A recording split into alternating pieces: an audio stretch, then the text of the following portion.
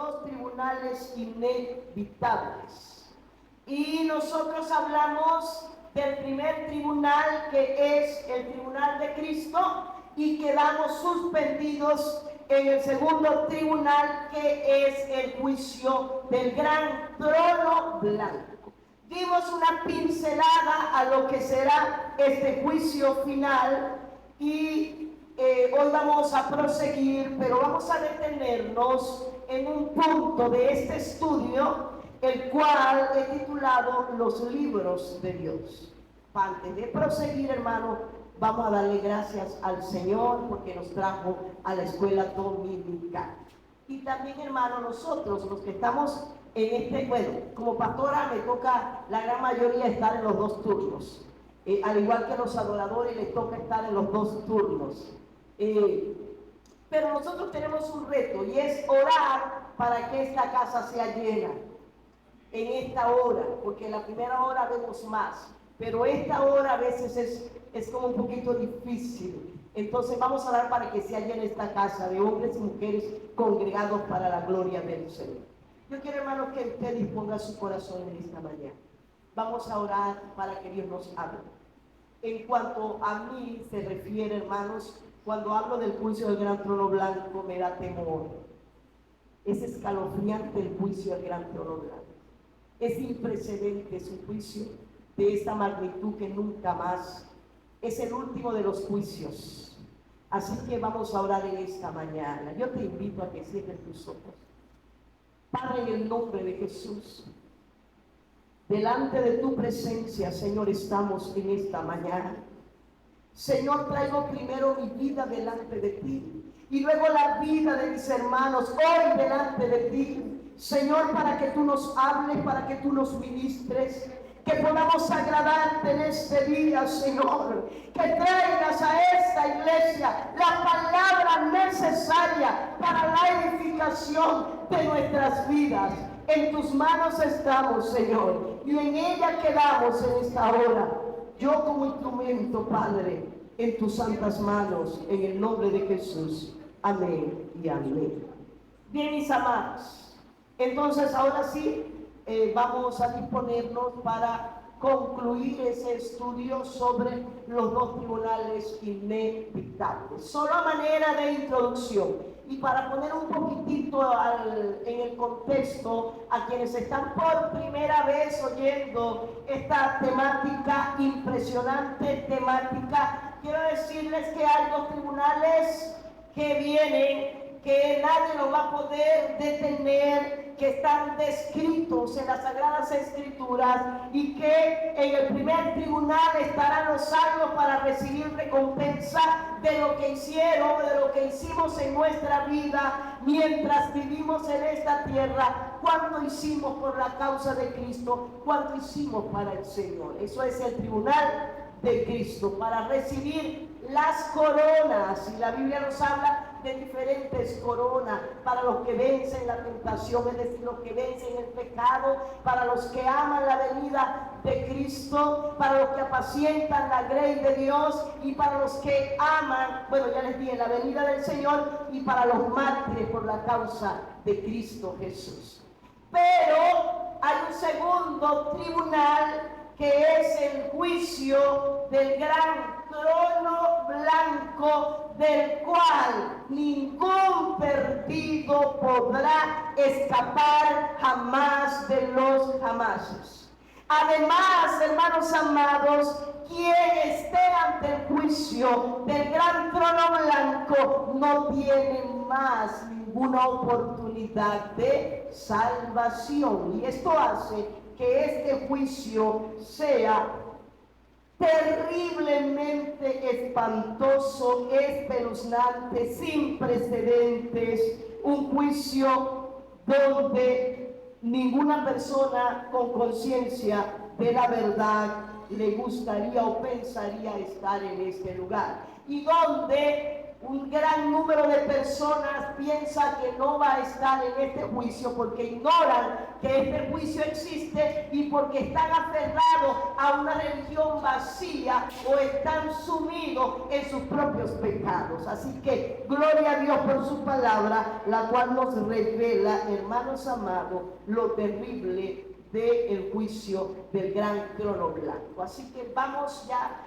desde ahora a introducirnos en aguas profundas y vamos a leer Apocalipsis capítulo 20 versículos 11 en adelante. Y de una vez, cuando nosotros leamos estos versículos, en la medida que vayamos leyendo estos versículos, usted mismo podrá darse cuenta de la descripción del juicio, de este juicio que se nos revela en Apocalipsis capítulo 20. Así que dice la palabra del Señor: y vi un gran trono blanco y al que estaba sentado en él, de delante del cual huyeron la tierra y el cielo, y ningún lugar se encontró para ellos.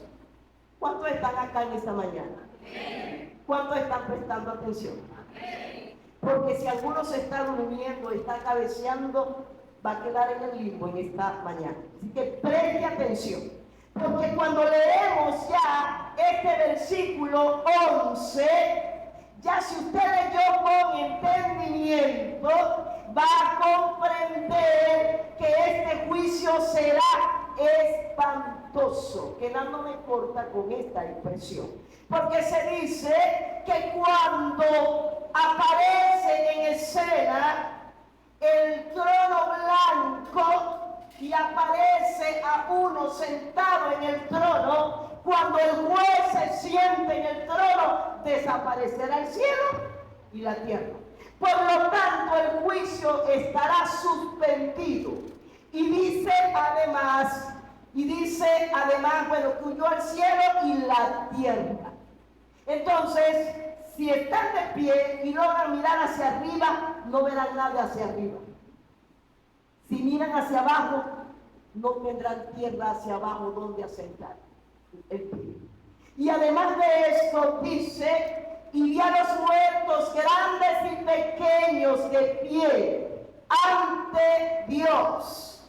Entonces, hermanos, vemos a los muertos grandes y pequeños. Una descripción interesante. Y otra descripción interesante es que estaban de pie.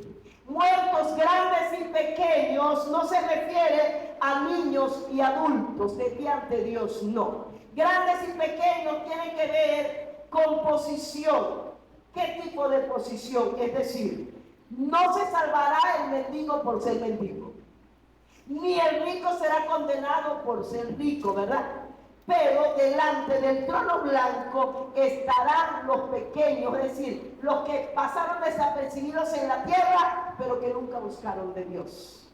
O los ricos de este mundo, que su mirada estuvo en las riquezas, es decir, ningún perdido escapará del juicio del trono blanco. Y además dice que estaba de pie. Y esto, hermanos, nos debe llamar la atención, porque estaban de pie, pero no tienen dónde sostenerse. Es como suspendidos en el aire. Y además de esto dice, cuando hablamos de pie, ya no hay tiempo de arrodillarse, ni tienen dónde arrodillarse. No hay espacio, no hay un asidero, no hay una base para que se puedan arrodillar. Ya no hay tiempo de humillarse delante del Señor. Y nosotros sabemos que con el corazón humillado en la presencia del Señor, lo primero que usted y yo hacemos es clavar nuestras rodillas en el suelo y humillarnos en la presencia del Señor. Aquí ya no hay tiempo de esto, amada iglesia. No hay tiempo de arrodillarse. Luego dice: los libros fueron abiertos y otro libro fue abierto, el cual, dice, fue abierto, el cual es el libro de la vida. Y quiero que lea esto con atención, porque dice y fueron juzgados los muertos por las cosas que estaban escritas en los libros según sus obras. Porque a veces leemos, pero no leemos con entendimiento. O a veces leemos tan rápido, o a veces leemos y pasa, no comprendemos lo que leemos. Por eso es que es importante pedir al Señor, al Espíritu Santo, que nos ilumine. Y es importante que la iglesia tenga verdaderos maestros de la palabra, que sean capaces de enseñar y profundizar en lo que enseñan, hermanos. Entonces tenemos aquí que los libros fueron abiertos, y por eso es que yo quiero hablar de los libros de Dios, porque habla de libros en plural, habla del libro de la vida, y luego dice que esos muertos condenados que estaban en pie delante del juez del universo fueron juzgados por las cosas que estaban registradas en los libros. No en el libro de la vida, sino en los libros. Porque dice, y otro libro fue abierto, el cual es el libro de la vida. Y fueron juzgados los muertos por las cosas que estaban escritas en el libro de la vida. Vamos a seguir leyendo estos versículos que son importantes. Vamos a leer el versículo 13 que dice, y el mar entregó los muertos que había en él. Y la muerte y el Hades entregaron los muertos que había en ellos, y fueron juzgados cada uno según sus obras. Pero aquí hay preguntas que tendríamos que hacernos. ¿Cómo es que el mar entregó los muertos? Tiene que entregar, escuchen, cuando venga Cristo por nosotros, por la iglesia, todos los muertos en Cristo resucitarán. Tenemos que preguntarnos, ¿quiénes son los muertos en Cristo? Y los muertos en Cristo son todos los hombres y mujeres, chiquitos, grandes y adultos, que han venido al conocimiento de la verdad y a un verdadero arrepentimiento desde la venida, la muerte y resurrección de Cristo hasta, escuche esto, hasta el arrebatamiento de la iglesia. Esos son los muertos en Cristo, quienes resucitarán cuando Cristo venga por su iglesia. Por eso es que se hace la aclaratoria en 1 Tesalonicenses capítulo 4, cuando dice el apóstol Pablo claramente, para que no haya duda de interpretación, Pablo dice, el Señor mismo con voz de mando, con voz de arcángel y con trompeta de Dios descenderá del cielo, y los muertos en Cristo resucitarán primero. Porque hay un orden en las resurrecciones, hermanos amados. Pero como no vamos a hablar del orden de las resurrecciones, vamos a proseguir con nuestro estudio que tiene que ver con el trono blanco y los libros de Dios. Pero dice que el mar entregó los muertos, porque ¿cuántas personas han muerto en el mar? ¿Cuántas? Yo creo que miles, millones, bueno, tantos barcos que se han hundido, tantas embarcaciones que han perecido en alta mar. Miraba hace 2 semanas o la semana pasada, miraba una noticia de en Rusia, en una región de Rusia, había una pareja que estaba en la playa y estaban caminando, no sé si algunos lograron ver esa noticia, y vino una ola gigantesca que se llevó a la muchacha, ni se sabe a dónde fue a parar, y por supuesto, y recuperar de su cuerpo hasta el día de hoy, y no lo van a recuperar ese cuerpo.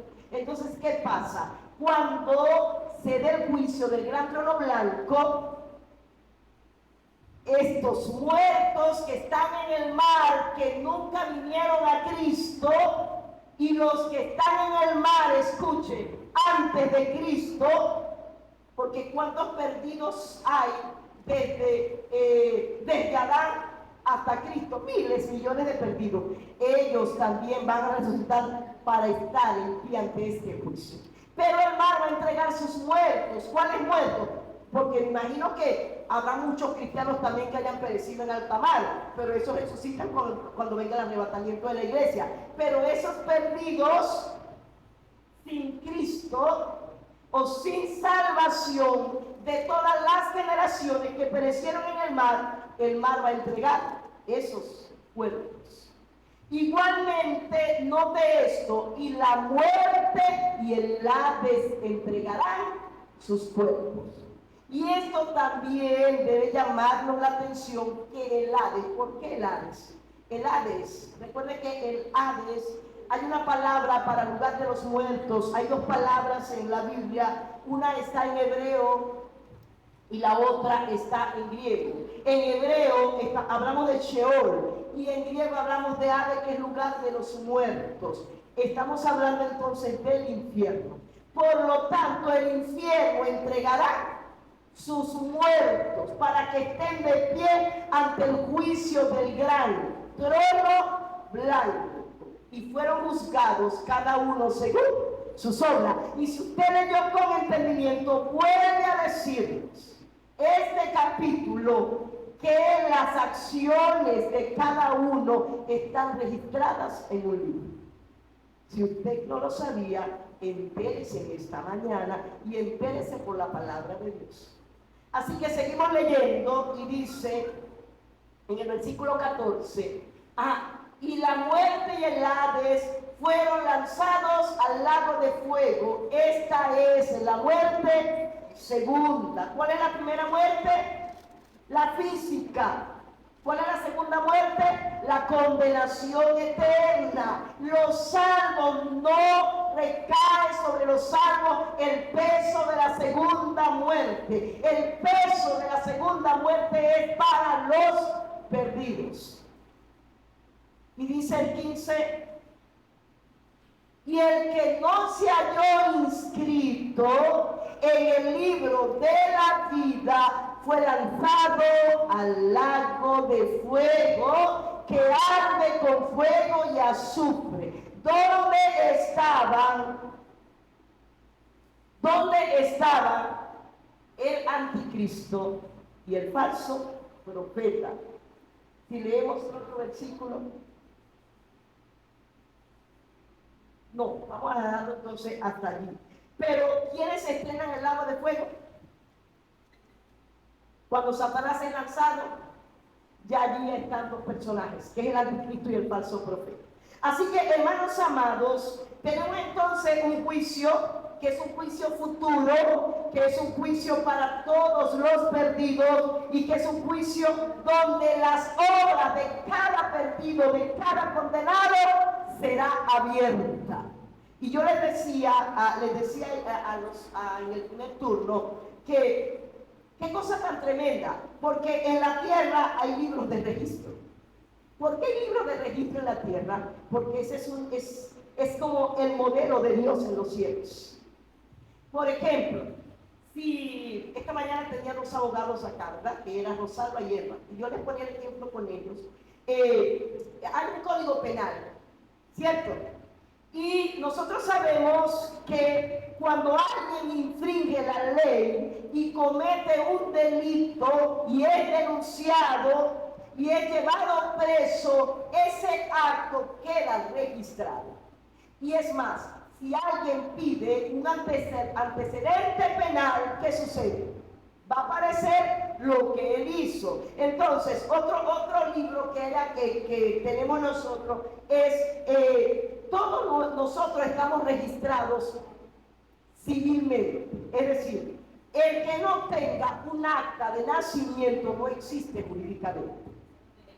Es un derecho de todo ciudadano tener un acta de nacimiento. Sin esa acta de nacimiento, en nuestro caso, no podemos accesar a tener una cédula de identidad. El que no tiene partida de nacimiento jurídicamente no existe. Y nosotros también debemos tener un acta de nacimiento espiritual. Si no, no existirá en el libro de la vida. Y eso hay que decirlo, eso hay que enseñar. Entonces, vamos a la presentación y vamos a ver los libros de Dios. Vamos a ir avanzando y vamos a ver los libros de Dios. Adelante, yo te digo, hijo, ¿dónde te vas a detener? Aquí, los libros de Dios. ¿Sabía usted que no existe un solo libro allá en el cielo, sino que hay varios libros? Y que lo leíamos en Apocalipsis 20, 11 al 15, donde dice que los libros fueron abiertos y otro libro fue abierto. Entonces, hay libros allá en el cielo. Esos libros no están vacíos, hermanos. Esos libros están llenos. Nuestra vida está siendo registrada en los libros de Dios. Ahora bien, tenemos entonces el primer libro de Dios, el cual es la Biblia.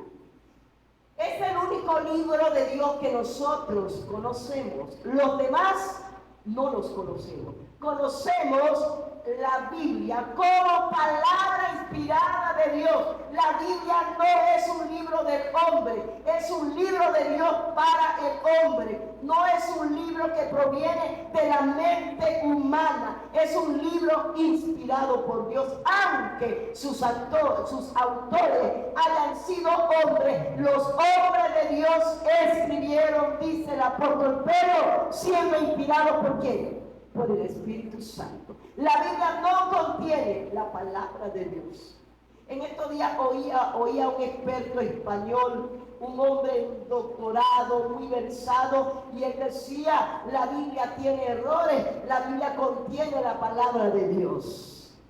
Necio, la Biblia no contiene, porque si yo digo que la Biblia contiene la palabra de Dios, estoy dando por hecho que además contiene otras cosas que no son palabra de Dios. La Biblia es en su esencia, en su totalidad, en su naturaleza, es la palabra de Dios. Entonces vamos a ver que en todos estos versículos que aparecen allí, nosotros vamos a ver que la Biblia es la palabra de Dios. Por lo menos vamos a leer dos versículos. Vamos a leer Hebreos 17.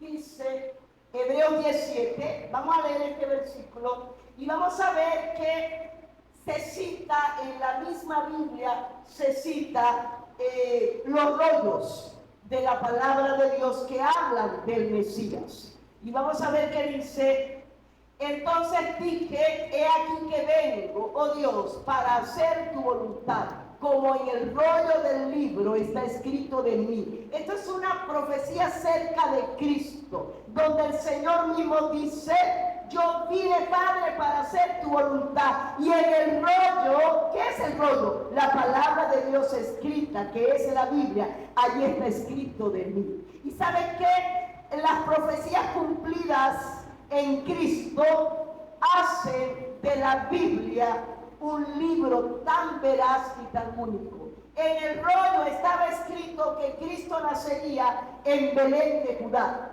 Lo dijo el profeta Miqueas, pero tú, Belén Efrata, insignificante para estar entre las familias de Judá, de ti saldrá el que será llamado Señor, y sus salidas son desde la eternidad, hablando de la preexistencia de Cristo Jesús.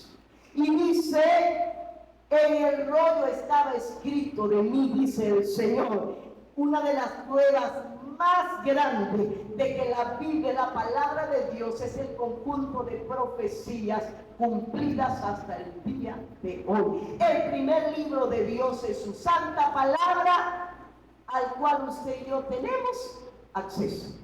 Amén. Vamos entonces a leer por lo menos 1 Tesalonicenses 2:13. Me gusta mucho este versículo porque Pablo habla de cómo los tesalonicenses recibieron la palabra de Dios. Y está diciendo, por lo cual también nosotros sin cesar damos gracias a Dios de que cuando recibisteis la palabra de Dios que oísteis de nosotros, la recibisteis, no como palabra de hombre, sino según es en verdad la palabra de Dios. Qué cosa tan maravillosa que Pablo dé testimonio de un grupo de hermanos en la ciudad de Tesalónica que recibieron la predicación del Evangelio no como mandamiento de hombres, sino como en verdad palabra de Dios. Así que lo que usted y yo estamos recibiendo no es palabra de hombre, que es palabra de Dios. Amén. Así que vamos a avanzar en esta mañana, vamos a ir a la presentación y vamos a ver entonces que tenemos la Biblia como palabra de Dios. Por lo tanto, la Biblia es el libro de Dios. Pero tenemos otros libros allá en el cielo. Eso sí que nosotros no lo conocemos. No los conocemos, pero que están revelados en la palabra de Dios. Así que vamos a irnos a Malaquías capítulo 3, versículo, vamos a leer desde el 15, 16. Vamos, y creo que el 17, para que usted vea que no estoy inventando, que hay un libro de memorias de Dios. ¿Sabías eso? Hay un libro llamado el libro de las memorias de Dios. Y vamos a ver que leyendo acá en Malaquías, por cierto, les invito a que estudien el libro de Malaquías, es un libro impresionante. Acá nosotros vamos a ver que Israel se había rebelado tanto contra Dios y comenzaron a hablar violentamente contra Dios. Y el Señor dice, vuestras palabras han sido violentas delante de mí. Y ellos han dicho, ¿en qué te hemos hablado violentamente? Porque cegados por la rebeldía y el pecado, no estaban discerniendo que se habían levantado contra Dios. Hasta el punto de decimos pues ahora, bienaventurados son los soberbios y los que hacen impiedad. No solo son prosperados, sino que tentaron a Dios y escaparon. Estaban tan violentos contra Dios que estaban diciendo, bienaventurado aquel que peca, de forma irónica. Pero en medio de toda aquella gente rebelde, había un pequeño remanente. Y este pequeño remanente, leemos que dice la palabra, entonces los que temían a Jehová, hablaron cada uno a su compañero, y Jehová escuchó y oyó, subraye eso, hermano, y fue escrito, ¿libro de qué? De memoria delante de él, es decir, libro de memoria delante de Dios. Y dice, para los que temen a Jehová y para los que piensan en su nombre. Qué cosa tan impresionante. Hablamos entonces del libro de las memorias de Dios. Y en ese libro de las memorias de Dios está registrada nuestra vida, hermanos amados. Así que dice aquí claramente que en ese libro de memoria están registrados, número uno, los que temen a Jehová Dios de los ejércitos, y número dos, los que piensan en su nombre. Ahora, ¿entendemos nosotros en esta mañana lo que es el temor a Dios? ¿Entendemos en esta mañana lo que es pensar en el nombre de Dios? Porque a veces se nos olvida pensar en el nombre majestuoso de Dios, porque estamos tan sumergidos en la cotidianidad, en el afán de cada día, que a Dios lo dejamos en último lugar. Y ¿saben qué? Aquí se habla de un pequeño remanente que cuando vio el desastre, la rebeldía de aquellos de sus propios hermanos, un remanente que dijo, no, vamos a buscar a Dios, y se humillaron en la presencia de Dios, y Dios, escuche, oyó el clamor de ellos, escuchó y respondió y registró la conducta y humillación de este remanente pequeño que tuvo peso delante de la presencia del Señor. Entonces, amada iglesia, mientras este mundo va de mal en peor y donde vemos además una iglesia que se desborda en mandamientos y prédicas de hombres, donde ya no hay diferencia entre lo santo y lo profano, quiere el Padre que tú y yo pertenezcamos a ese pequeño remanente que no corre en el desenfreno, pero que va camino a la perdición, sino que Dios haga memoria de nuestras acciones, temiéndole a Él y pensando en su nombre. ¿Cuántos de nosotros estamos pensando en su nombre en esta mañana? ¿O cuántos están cabeceando allí porque hay calor? ¿Cuántos están cabeceando sin prestar atención? De que estamos hablando no de cualquier nombre, estamos hablando del nombre que es sobre todo nombre, del nombre de nuestro Dios, y que hay memoria delante de Dios de los que piensan en su nombre. Amén. Vamos a ir a la presentación. Fue escrito el libro de memorias delante de Dios. ¿Qué cosas están en esas memorias de Dios? ¿Y saben qué, hermanos?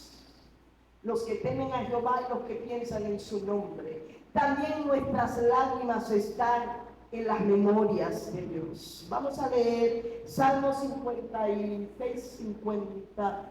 A ver, me perdí. Salmo 56, 8. Hermanos, hay quienes han llorado más que otros, obviamente, y eso obedece a puede ser muchas razones. Primero, obedece al temperamento. El que es melancólico es un llantén para llorar. El que es melancólico pues va a llorar siempre por todo. El que no es melancólico, hay quienes son duros para llorar, No significa que no tengan corazón, sino que manifiestan de otra manera sus emociones y sus sentimientos, ¿verdad? Pero hay quienes lloramos bastante. Hay quienes hemos llorado muchísimo en esta vida. Y usted que está allí sentado, usted sabe cuánto usted ha llorado y las causas, las razones por las cuales usted ha llorado. Así que dice: mis huidas tú has contado, con mis lágrimas en tu redoma, ¿no están ellas en tu libro? Entonces nuestras lágrimas están en las memorias de Dios. Tus lágrimas están en las memorias de Dios. Ahora, una redoma era ese envasito, hermanos, como una jarrita, como una jarra, no sé si me explico. En ese envase, que tenía como una forma de jarra, de vasijita, allí se echaba el aceite con el que ungían a los reyes en la redoma. Entonces decía el salmista: pon mis lágrimas en tu redoma, es decir, almacénalas, Señor, ¿no están ellas en tu libro? Y de verdad, hermanos, que yo creo que muchas veces muchos de los que estamos acá, tal vez hemos llorado al punto que creo que se recoge una redoma de lágrimas, o las lágrimas de toda una vida, creo que rebasan una redoma. Pero ¿qué dice el Señor? Tus lágrimas están en mi presencia. Alguien siempre oía a muchos predicadores decir: Dios no ve tus lágrimas, Dios ve tu fe. Pero yo digo que Dios ve nuestras lágrimas, porque si no, Dios no hubiese visto las lágrimas de Ezequiel. Dice que Dios vio las lágrimas de Ezequiel y dijo: te voy a añadir a tus años 15 años más de vida. Entonces, en las memorias de Dios están tus sufrimientos. Pero sus lágrimas que las has llorado delante del Señor, porque no tiene sentido llorar delante de una imagen de talla hecha por el hombre. No tiene sentido llorar para mis adentros, eso no está delante, no está en la redoma. Es aquella lágrima que has llevado delante de la presencia de Dios, desmayándote delante de Él, sintiendo la aflicción por diferentes circunstancias. Esas lágrimas están en el libro de Dios. Y vamos a ver que hay también otras cosas que están registradas en la memoria de Dios. Y tiene que ver con las palabras. las palabras. Lo vamos a leer en Mateo capítulo 12, 36 y 37. Por eso lo que nosotros hablemos, debemos hablarlo con cuidado, hermanos. Y a veces ni siquiera recordamos que esto está escrito en la palabra. Pero vamos a leer Mateo 12, 36. Esto es palabra del Señor Jesús, quien dijo: mas yo os digo que de toda palabra ociosa que hablan los hombres, de ella darán cuenta el día del juicio. ¿Usted leyó con entendimiento? De toda palabra que hablen los hombres, de ellas van a dar cuenta el día del juicio. Y dice el 37: porque por tus palabras serás justificado y por tus palabras serás condenado. ¿Has pensado en eso, amada iglesia? ¿Qué has estado hablando? ¿Qué hemos estado hablando últimamente? Por eso es que Pablo dice a los Efesios en el capítulo 4: ninguna palabra corrompida salga de nuestros labios, sino aquella palabra que contribuye a la edificación. Y quiero detenerme un momentito en este punto, hermanos, porque podemos ser muy ligeros de palabra, muy ligeros de palabra, y podemos descuidarnos en la manera de las palabras que están saliendo por mi boca. Y aquí el Señor nos recuerda en esta mañana que debemos cuidarnos lo que nosotros hablamos. ¿Me estoy explicando? Porque no es posible que nosotros, que hemos nacido de nuevo, usemos un vocabulario igual al mundo. Eso no tiene sentido, amados hermanos. Que podamos decir estúpido, el estúpido ese a nuestros hermanos en Cristo. Lo he oído de hermanos refiriéndose a otro como estúpido, boca abierta ese. Yo lo he oído. Ay, ay, ay, diríamos en criollo, hermanos. Las palabras, dice el apóstol Pablo, está diciendo ninguna palabra corrompida. ¿Y qué es algo corrompido? Algo putrefacto. Imagínense algo corrompido como algo asqueroso, ensangrentado, lleno de gusanos. Así son las palabras corrompidas. Como una carne verde llena de gusanos, inmunda, contaminada. Pero lo que sale por nuestra boca es lo que está en nuestro corazón, hermano. Es lo que ha estado previamente en nuestro pensamiento, que dejó de ser pensamiento cuando se convirtió en una palabra. Y al convertirse en una palabra se convierte en una actitud. Tenemos que cuidar lo que nosotros estamos hablando, porque aquí dice que debemos dar cuenta de nuestras palabras. Por eso es que nosotros debemos siempre bendecir, debemos siempre glorificar a Dios y pedirle a Dios que nos dé prudencia, porque cuando murmuramos estamos hablando palabras corrompidas por nuestra boca, y todo eso tiene un registro delante del Señor, hermanos. Imagínense a los perdidos desde ante el juicio del trono blanco, cuando se abre el libro de registro de sus acciones y de sus obras, y aparece allí las veces que maldijeron, las veces que desearon mal, las veces que hablaron palabras horrendas que salieron de sus labios. Eso está presente delante del juez del trono. Entonces, hermano, debemos cuidar qué está saliendo por nuestra boca. Sea esa una reflexión en esta mañana, para que de aquí en adelante usted y yo nos cuidemos y recordemos cuando vaya a salirse una palabra no correcta, recordar que Dios ha dicho que debo cuidar lo que sale por mi boca. Porque una fuente no da agua dulce y amarga a la vez. O es agua dulce o es agua salada, pero las dos no pueden ser. Entonces así somos nosotros, amada iglesia. O damos agua dulce o damos agua amarga, pero las dos no pueden salir. Es decir, en un templo no habita Cristo con el diablo, hermanos. Si somos morada y templo del Espíritu Santo, habita el Espíritu Santo. No hay cabida para un demonio en aquel que ha nacido de nuevo. Entonces avanzamos. Usted está muy calladito, hermanos. Usted no sé si es que no está entendiendo nada o es que no está entendiendo todo, pero ya me estoy como asustando.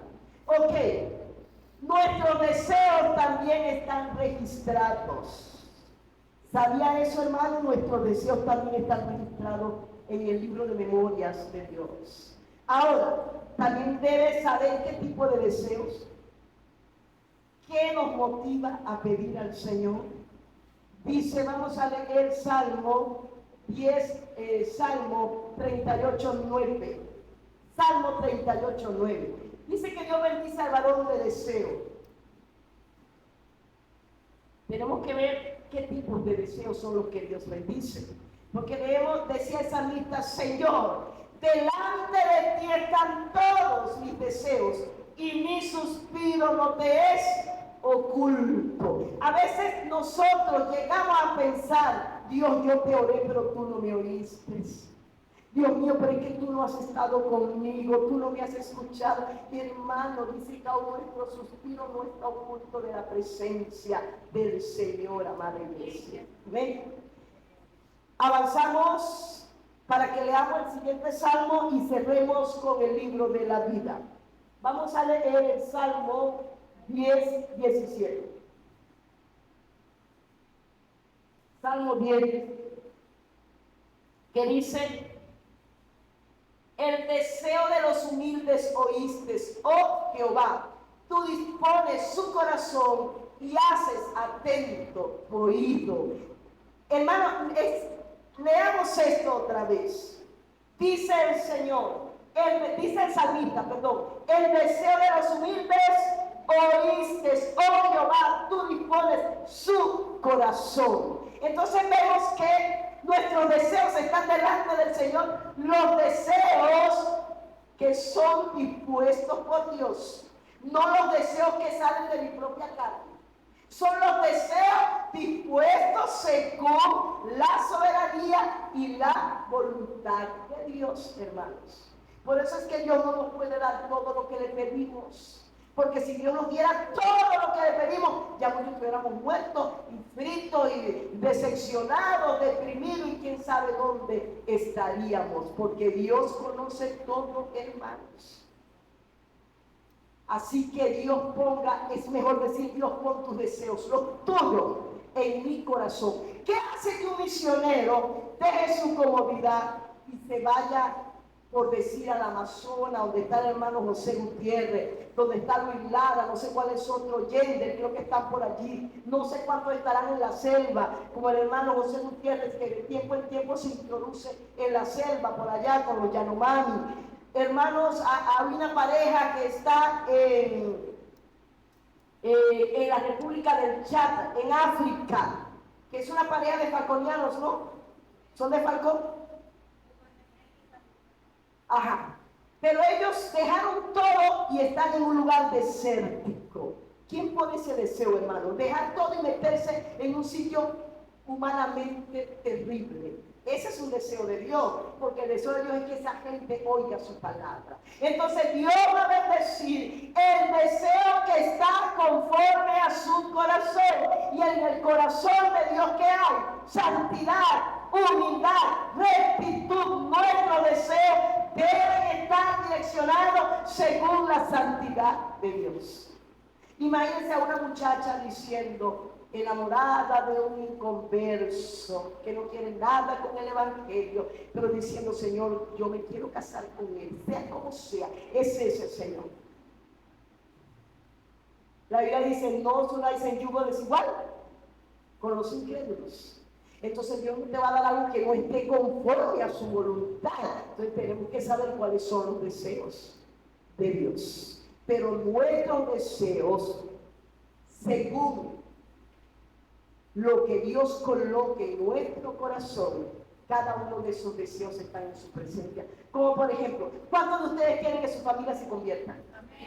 Ese es un deseo que está consono a la voluntad de Dios. Y si usted ha llorado por su familia y ha luchado su vida por su hijo, por su esposa, por su hermana, por su hermano, clamándole al Señor, ese es un deseo que Dios va a honrar, amado hermano. Si usted ora por la iglesia, si usted ora para que se conviertan las almas, si usted ora para que Dios le dé para usted bendecir, ese es un deseo que Dios va a honrar. Señor, dame un carro para bendecir a los hermanos. pero no después que Dios le dé el carro. Usted se olvida de que usted se lo pidió a Dios para hacer de bendición. Señor, dame una casa grande que tenga 2 cuartos para hospedar a los predicadores que vengan. Viene la casa grande y usted se olvidó que usted le puso eso delante de Dios. Entonces tiene que ser deseos consonos a la voluntad de Dios. Avanzamos, hermanos, en esta mañana. Y entonces conocemos que hay un libro de memorias y que esas son memorias de Dios y que ahí están registrados, en nuestro caso, el temor nuestro hacia su nombre. Cuando pensamos en su nombre, cuando lloramos y el deseo que está en nuestro corazón y muchísimas otras cosas más que nosotros desconocemos, pero que están en la memoria del libro escrito delante del Señor. Vamos a dejar para hablar, vamos a dejar esta última parte para que hablemos del libro de la vida, que también es uno de los libros de Dios, el libro de la vida. Quiero además recordar que en Apocalipsis 20 hemos leído que ninguno de los perdidos está escrito en este libro. Qué cosa tan impresionante. Ningún perdido tiene su nombre escrito en el libro de la vida. Así que, hermanos amados, esto hace del juicio final un juicio espantoso y terrible sin precedentes. Y el otro aspecto es que después que una persona muere sin Cristo, jamás tendrá oportunidad de que su nombre sea escrito en el libro de la vida. Y tanto que se habla del libro de la vida. Así que vamos a culminar en esta mañana dando una pincelada al libro de la vida y vamos a leer lo que dice, bueno, Apocalipsis 20:15. ¿Qué dice?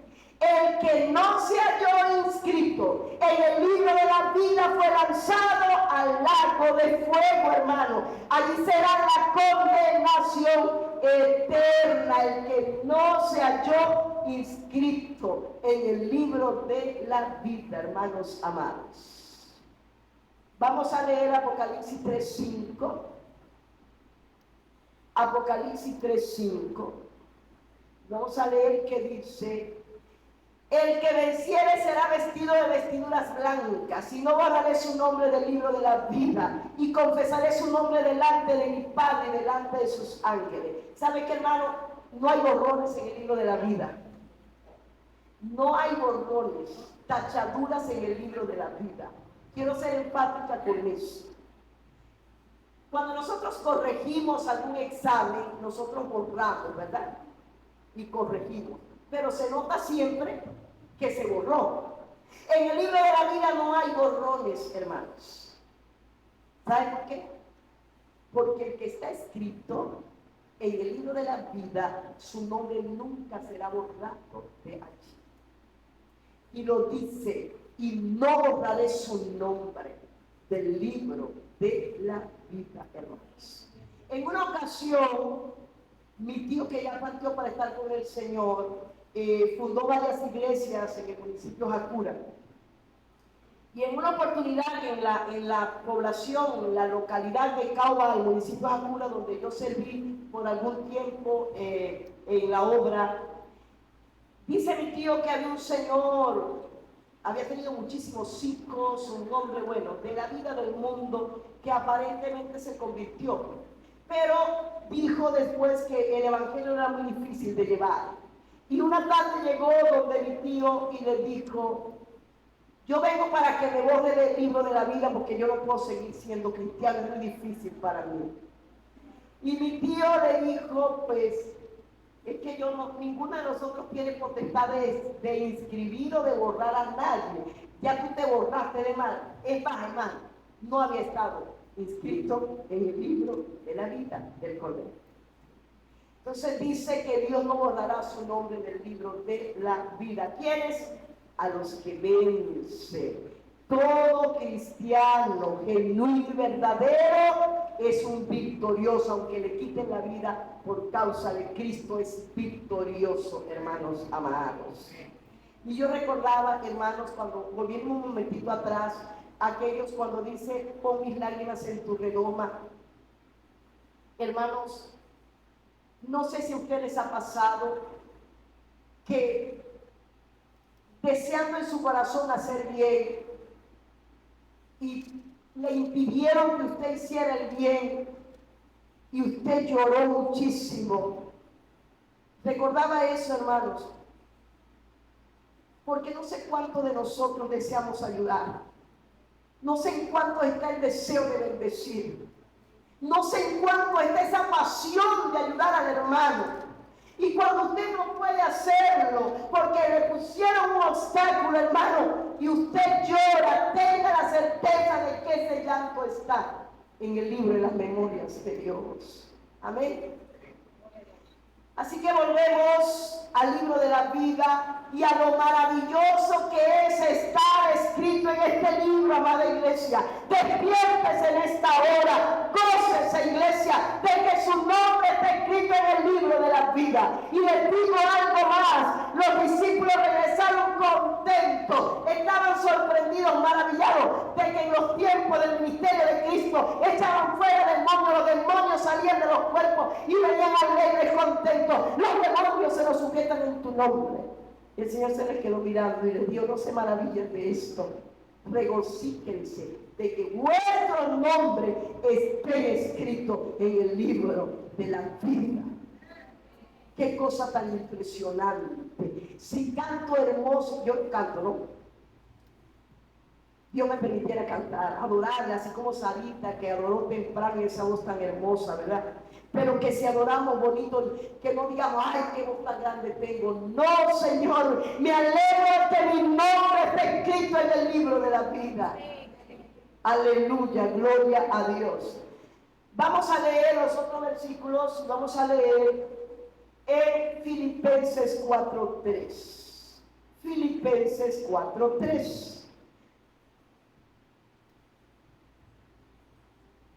Dice, este es el apóstol Pablo, dice: así mismo te ruego también a ti, compañero fiel. No recuerdo si es a Timoteo, si es a Tíquico, no sé a cuál le está diciendo Pablo, tendré que leerlo después. Pero Pablo está diciendo: así mismo te ruego también a ti, compañero fiel, que ayudes a estas, es decir, a estas hermanas que combatieron juntamente conmigo en el Evangelio, con Clemente, que era un hermano colaborador de Pablo, también, y los demás colaboradores míos cuyos nombres están escritos en el libro de la vida. Gloria a Dios. Vamos a leer el otro versículo.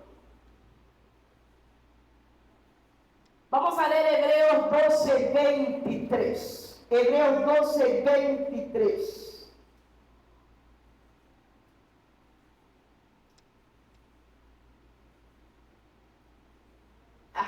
Dice: a la congregación de los primogénitos que están inscritos en los cielos, a Dios, el juez de todos, a los espíritus de los justos hechos perfectos. Aquí está hablando de los que están inscritos en los cielos. ¿En dónde están nuestros nombres, el de los salvos?